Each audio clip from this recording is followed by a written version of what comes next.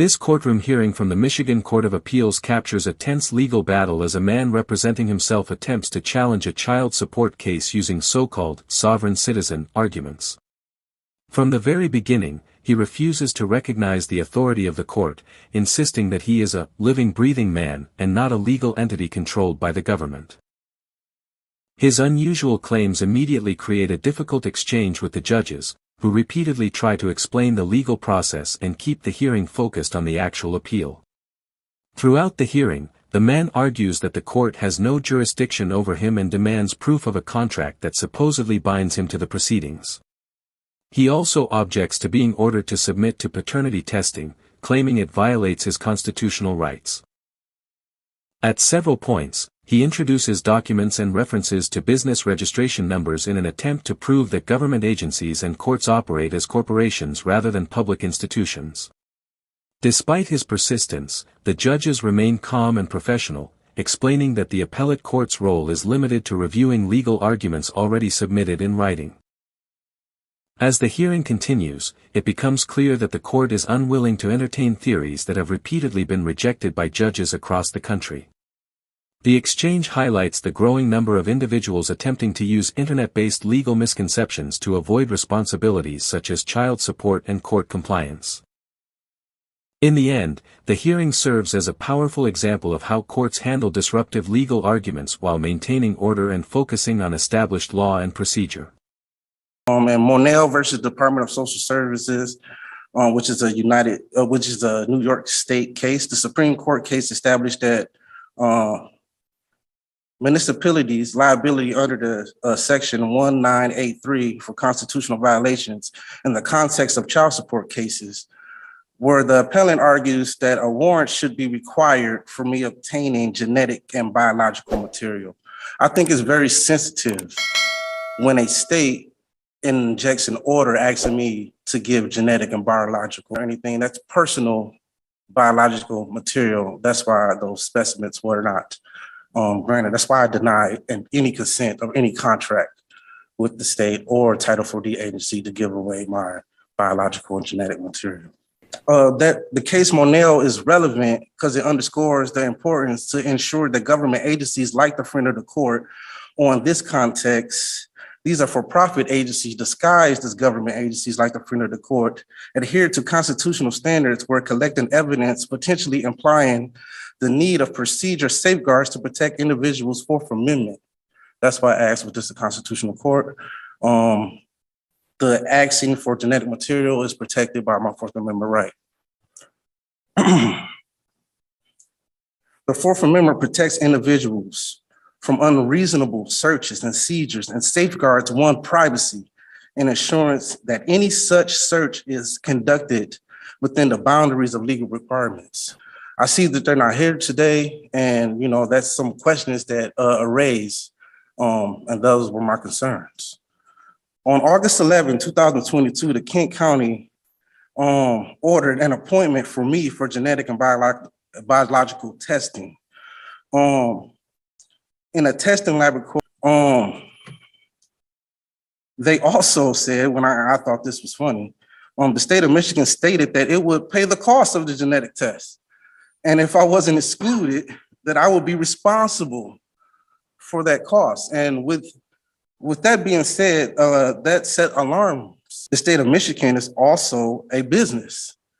And with them fronting the cost for me, that presented an alarm for me because I don't choose the contract with the state of Michigan.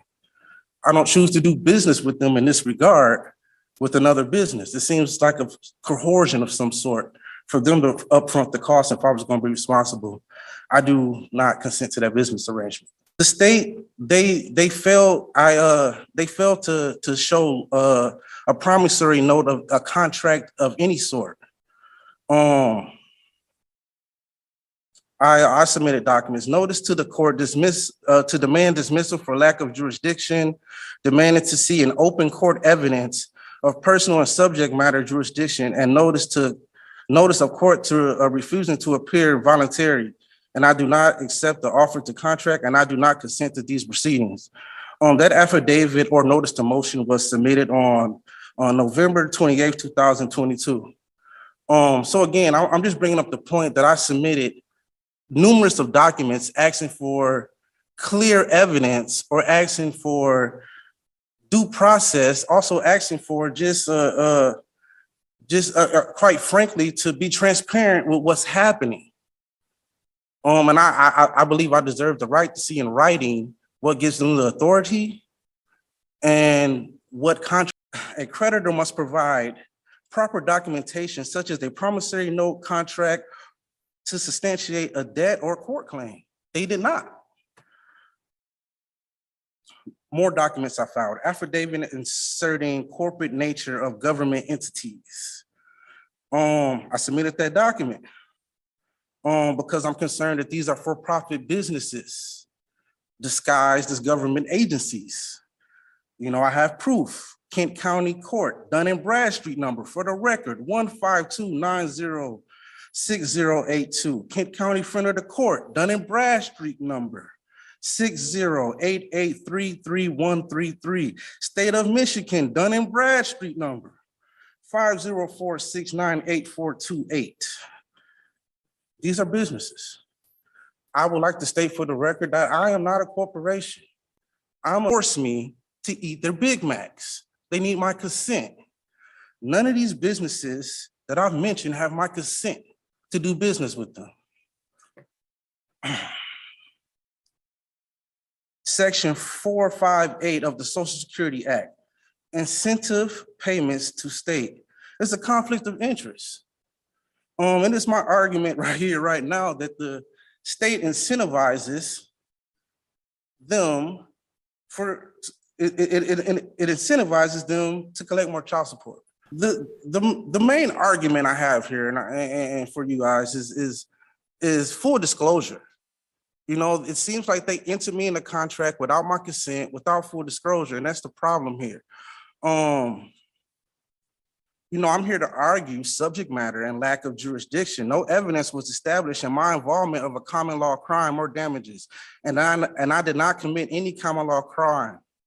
Notice of court to refusing to appear voluntary, and I do not accept these contracts, and I do not consent to these proceedings was another motion or notice to motion that I submitted 11/28/22, and it's basically it's evidence. They didn't provide any evidence of an injury or injured party, and Mr. Kraft, you're out yes. of time. We understand that you raise issues of disclosure, Yes, jurisdiction, remedy. And as I indicated, your brief, as with all the appellants and appellees we have here today, the briefs that you submit are kind of the key issue or the key tool that we use to resolve cases. And so I just want, if you can do it in 20 seconds. I can. The government must prove charges beyond a reasonable doubt with clear evidence, especially when making the claims against someone. And I'm asking you guys right here, right now, they did not provide any evidence against me.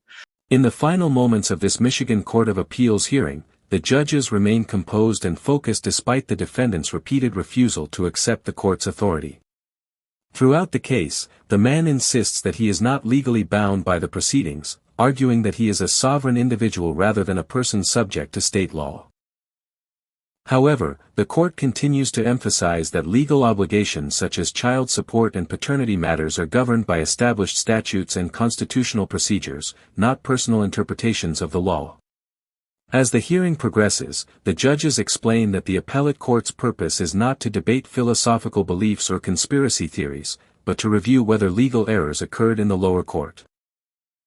The defendant continues presenting arguments about jurisdiction, constitutional rights, and alleged corporate involvement within government agencies, but the court repeatedly redirects the discussion back to the actual legal issues. Even when the exchange becomes tense and frustrating, the judges maintain professionalism and avoid escalating the confrontation. The hearing ultimately becomes a striking example of the challenges courts face when dealing with sovereign citizen-style arguments. While the defendant appears convinced that he has uncovered legal loopholes capable of invalidating the entire process, the court makes it clear that these theories hold no legal weight in appellate proceedings. By the conclusion of the hearing, the judges reinforced the importance of lawful procedure, factual evidence, and personal responsibility. The case stands as a reminder that courts operate on recognized legal principles, and attempts to avoid obligations through unsupported legal theories rarely succeed in a real courtroom.